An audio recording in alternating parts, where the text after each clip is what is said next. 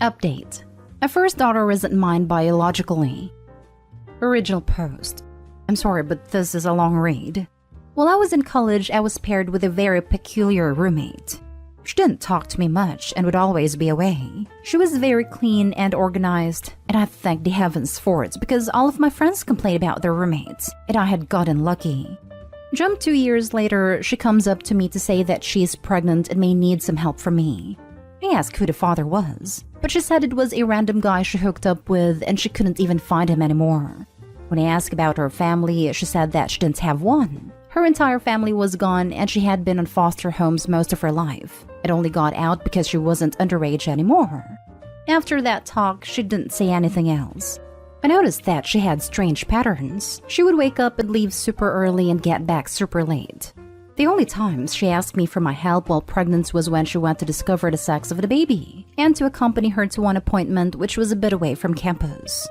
Even then, we didn't talk much. She kept her routine and I kept mine.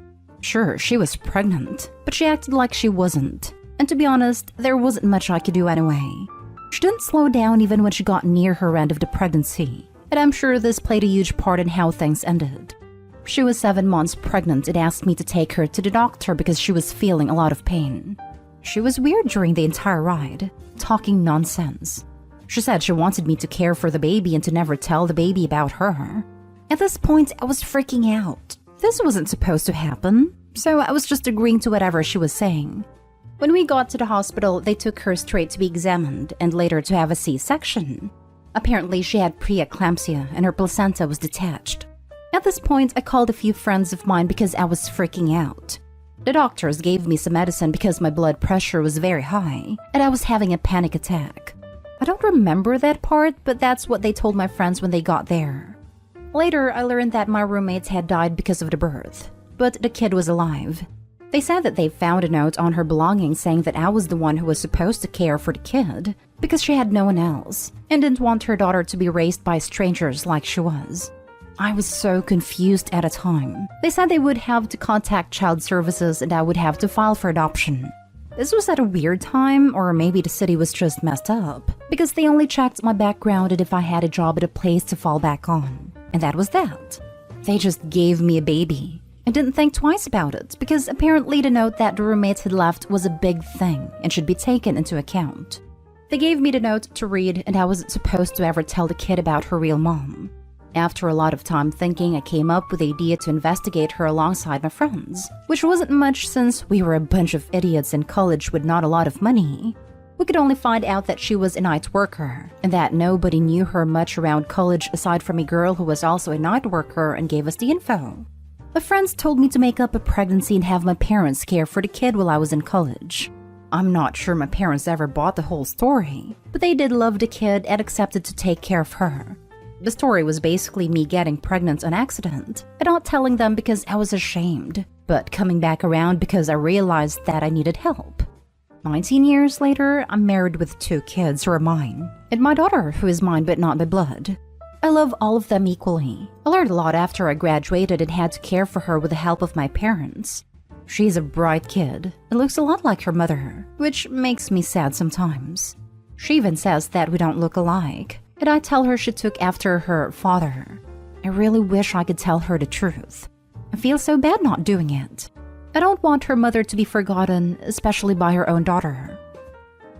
Now for the top advice before reading the update. Wow, very intense read. I can't imagine what you have been through. I immensely commend you for raising this child as your own. I don't think anything you did is something that you should feel the need to hide, and I can imagine this is weighing heavily on you. Eventually, your daughter is going to want to find out more about where she came from and who her father is. She is old enough now to understand the truth. I have a half-brother that my mother gave up for adoption before I was born. She didn't tell us until I was in my mid-teens, but I always had an inkling that something was amiss. It's hard to explain it, like a piece of me was missing. I wouldn't doubt that your daughter has a similar intuition. Yes, it was hard to learn the news that I had a sibling out there, but I felt no anger or resentment to my mother. Eventually, I began my search for my brother. After 5 long years of searching, we finally reconnected and have been back in our lives since. Finally, having the truth out there has been a huge weight off both of our shoulders. I know that if I was your daughter, I would want to know where I came from. She has a family that loves her. That's what truly matters. That's nice about you and your brother. The thing is that she is not the only one in the dark. The family doesn't know about the story as well. I'm afraid of everyone's reaction to this. I bet they will show you the same love you have shown your non-biological daughter. It would be hard for them to not be proud and love such a great person like you. You are one good dude, Opie. I wish you nothing but the best. Consider to have a private conversation with her. Let her be the first person to know. Let her decide if she wants the other family to know as well. It's her story the most if you decide to tell, and she needs the space to put it together herself first. You two going somewhere private is the best environment. Everybody knowing around her without her agreeing on this would stress her out even more. She deserves to be the one to know first. Explain the entire situation in a letter you give her while sitting next to her could be a good option. That way she can't interrupt the story and completely read your side before asking you hard questions. Also, write down everything you are worried about will happen because you told her. Why should you? You should trust her to tell everything, even if it's hard. It means you give her the truth about yourself and her in the most honest way you can. She may be in shock or angry as to why you mention it now. There's never a good time to tell. She just deserves to know. Her mother was alone, had no family left.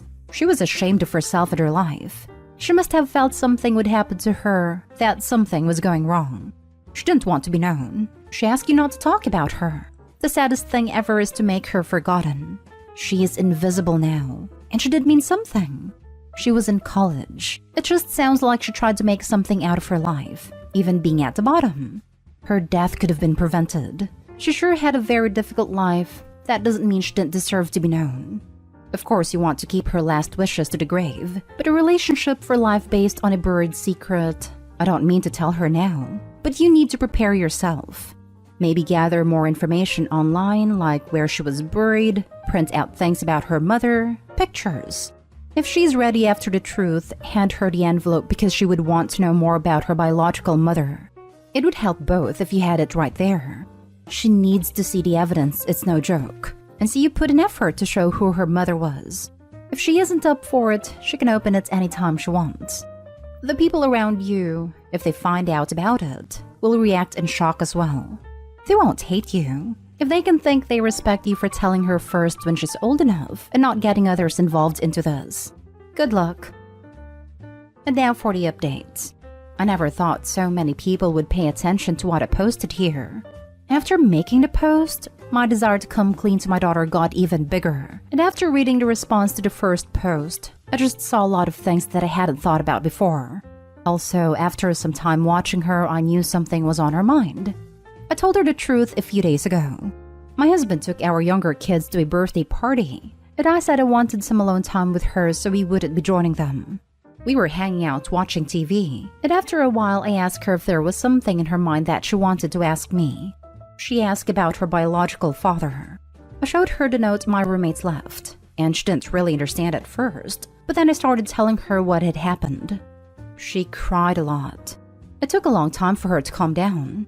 I swear it was the hardest thing to do, because I wanted to cry during the entire thing, but it was her moment. She asked me a lot of questions about it. Why I never told her or anyone else in the family, why I was only doing that now. Was I feeling guilty? Was I feeling burdened by her? It took hours to answer all her questions, and to be honest, at this point I was crying too, because I didn't want to hear her question how much I care for her and how much I love to have her in my life. It was emotionally draining for both of us, and in the end, she just asked me to do some research on her mom and take her to see her grave. I agreed, and we will plan to visit her grave soon. I asked her if she wanted to tell the rest of the family, and she said it was only fair to do so, but she would do it with me. She did ask for some time to process it, and so far we haven't told anyone else. She has been pretty interested in the situation, and she has confessed me a lot of stuff I didn't know before. She said she used to feel like she didn't belong because she doesn't look like me, but her siblings do. She also said she would often feel like a mistake I made in my life when I was younger. Those and other things really broke my heart. As of right now, I decided to take care of her first, and then bring the rest of the family. I booked an appointment with a therapist to help us both navigate the situation in a healthy manner and help us, especially her, to deal with the feelings that the situation brought to our lives. She has been closer to me than she already was. I feel like she's been more relaxed. And to be honest, so do I. I know I made a promise to never tell her the truth, but it just didn't feel right to let the memory of my roommate die with me when she has a living child, even if the memory is just her name. You are the epitome of a real parent. I wish I could hug you. Your daughter is very lucky to have you.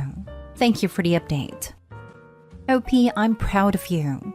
I'm adopted too, but I wasn't given up. I was taken away. Being adopted is hard, but you did right by your girl. Good job.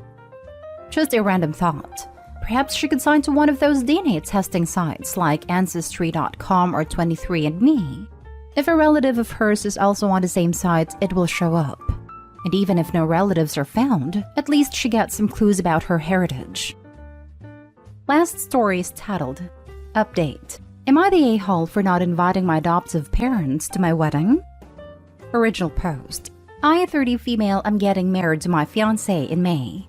I was adopted when I was a baby, and my adoptive parents' 50s did their best to raise me and support me through college. We always had a good relationship, and I obviously loved them. When I was 23, I decided to search for my biological parents, and long story short, they were teenagers, 14, when they had me. They are still together and they have 2 more children. They said they wanted to keep me, but they couldn't raise me, so they decided to put me up for adoption. The thing that really hurt me was that, in my childhood and teenage years, they tried to contact my adoptive parents and have a relationship with me, but my adoptive parents refused.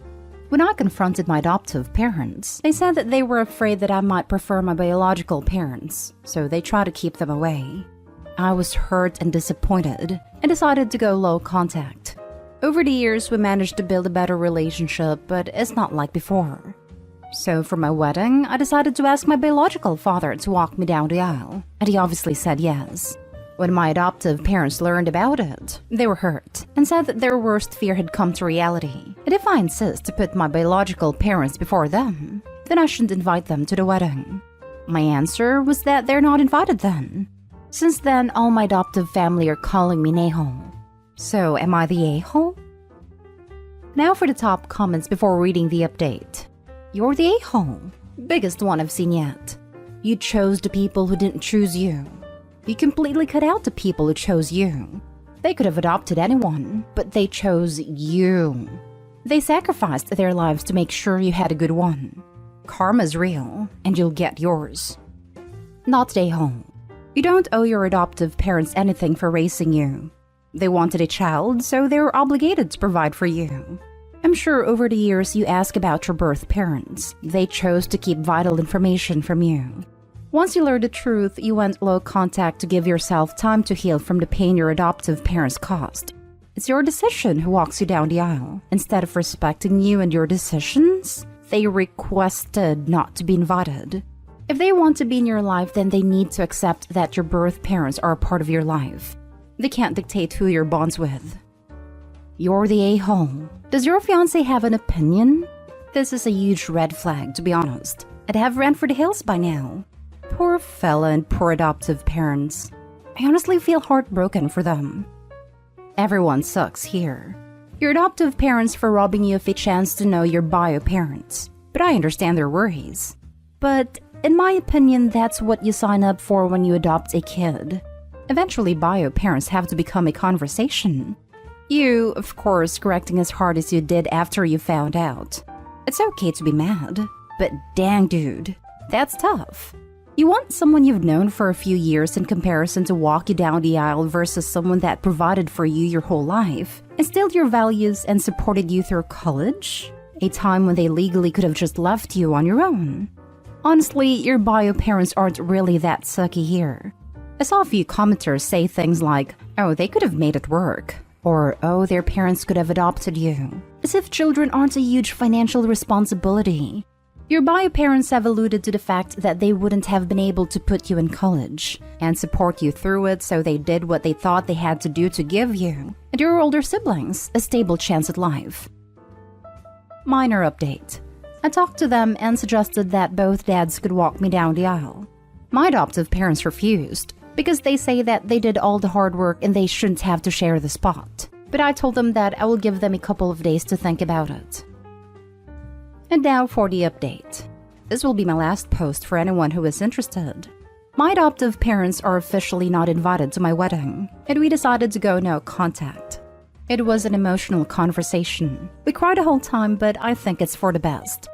They asked me if I can contact them again when I have a child. Since I was their only child, they won't have any other grandchildren. I said I don't think that's a good idea. I don't know how it could work. They got mad at me. I can understand why. I told them that giving them access to my future child would require contact. Maybe if we ever talk again, we can discuss this. They said I'm ungrateful. Well, a lot of people have said that. I guess I am. That I deprived them of any chance for children or grandchildren because they can no longer have kids or adopt. Then things just got bad. I don't think that we could possibly salvage this relationship anymore. I'm sad, but also happy for the new chapter of my life that is about to begin. Best wishes to everyone. So basically, you are doing the same thing your real parents did. Them wanting to have a relationship with your kids and you not letting them. The difference being they actually want to be there from day one. Unlike your biological parents who didn't want you. Only your siblings because they are the ones they love more and willing to work hard for, and always love more than you. You will always be a mistake, who is a second rate. The difference is that I will also tell my children from day one. Yeah, you have grandparents who love you and want to be in your life. But I'm a selfish loser who likes to abandon people, and I probably would do the same to you once you go against my needs. Must be nice to just replace one set of parents with another and just keep it moving. I wouldn't describe it as nice. You do know you created this entire situation yourself, right? I don't care anymore. I have my own life to worry about. I don't owe anything to anyone. Then no one owes you crap on here. Buzz off if you don't like it.